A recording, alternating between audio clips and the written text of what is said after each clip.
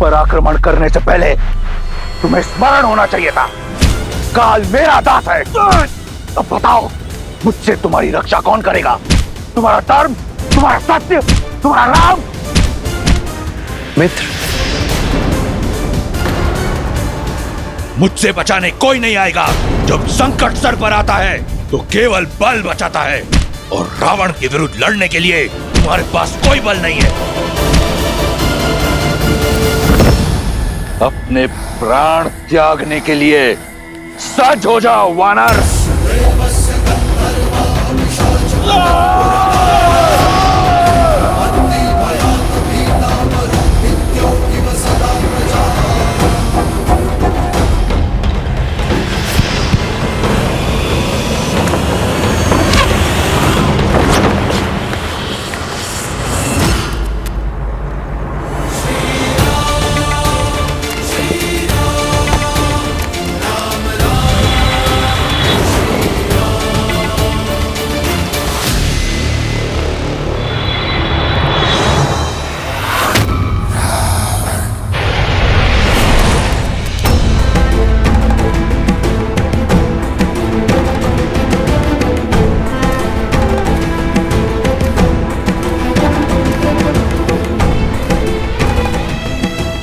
आप एक राजा हैं मित्र, और एक राजा को अति उत्साहित नहीं होना चाहिए। हम धर्मयुद्ध के लिए आए हैं, इस प्रकार घात के लिए नहीं। आप हमारी सेना के प्रमुख सेनापति हैं। इस अति उत्साह के चलते यदि आपको कुछ हो जाता तो क्या उत्तर देता मैं वानर सेना को? क्या उत्तर देता मैं देवी रूमा को?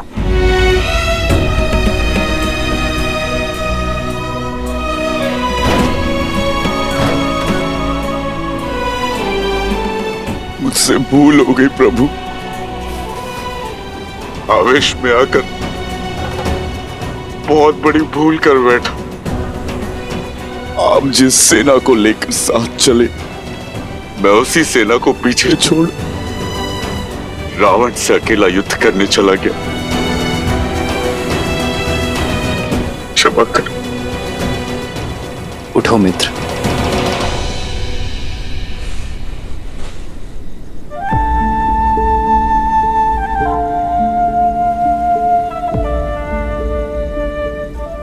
आप इस युद्ध के नायक हैं,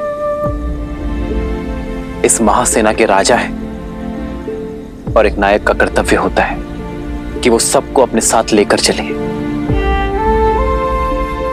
अपने नियमों का पालन करें। केवल इस क्षण का नहीं, आने वाले कल का भी सोचे।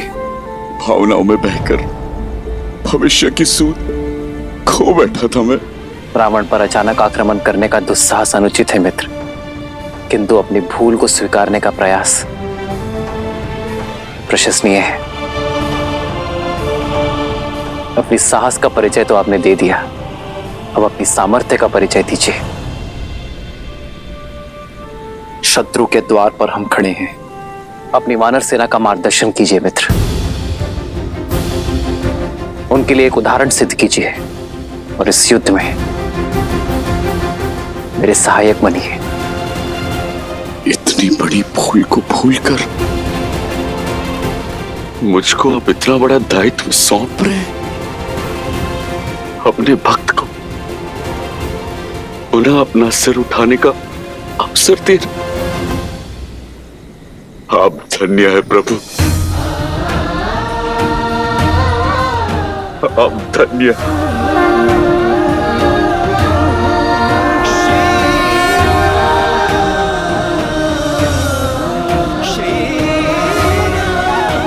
जय श्री राम, जय श्री राम, जय श्री राम, जय श्री राम।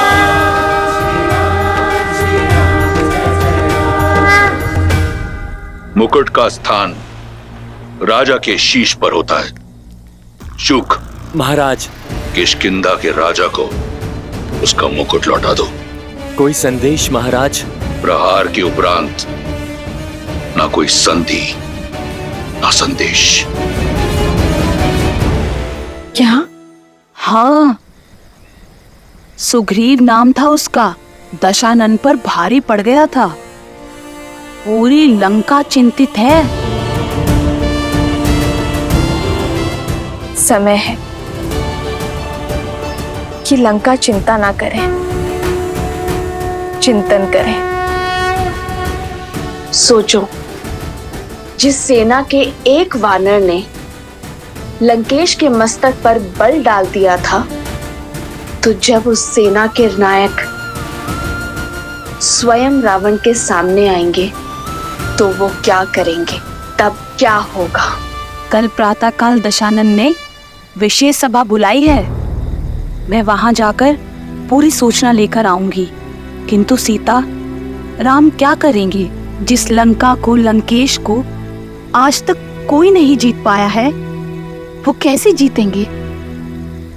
जिन्होंने सागर को स्वयं मार्ग देने पर विवश कर दिया, जिन्होंने वानरों को योद्धा बना दिया, उनके लिए कुछ भी असंभव नहीं है त्रिजटा। और अब वो कुछ ऐसा करेंगे जो किसी ने कभी नहीं सोचा होगा। प्रभु, आपकी योजना अति उत्तम। आपका साथ और लंका के भीतर की सूचना ना होती तो ये योजना कभी संभव नहीं हो पाती। अब सभी नायक ध्यान से सुनिए। रावण को लगता है कि लंका का चारों ओर सागर से घिरे रहना उसका सबसे बड़ा बल है और हम उसके इसी बल को उसकी दुर्बलता बना देंगे। लंका में प्रवेश करने के 4 मुख्य द्वार हैं: पूर्व द्वार, पश्चिम द्वार, उत्तर द्वार और दक्षिण द्वार। हम लंका तक जाने वाली हर खाद्य और युद्ध सामग्री का मार्ग बंद कर देंगे। लंका का पूर्ण घेराव होगा। ना कोई बाहर से आ पाएगा और ना ही कोई भीतर से बाहर जा पाएगा। इसके हमें 2 लाभ होंगे। पहला, लंका दिन प्रतिदिन दुर्बल होगी और दूसरा, लंका की सेना का मनोबल गिरता जाएगा। प्रभु,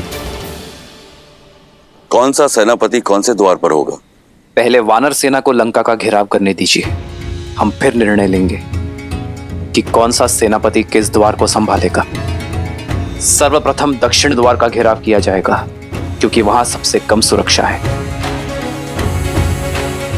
फिर सेना की एक टुकड़ी पश्चिम द्वार पर जाएगी और बिना समय नष्ट किए सेना की एक टुकड़ी पूर्व द्वार पर जाएगी।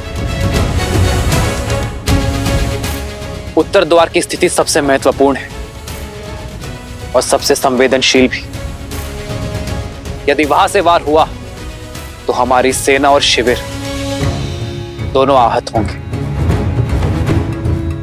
इसलिए इसका पहरा सबसे अधिक होना चाहिए। वहां मैं अपना सबसे सर्वश्रेष्ठ नायक भेजूंगा।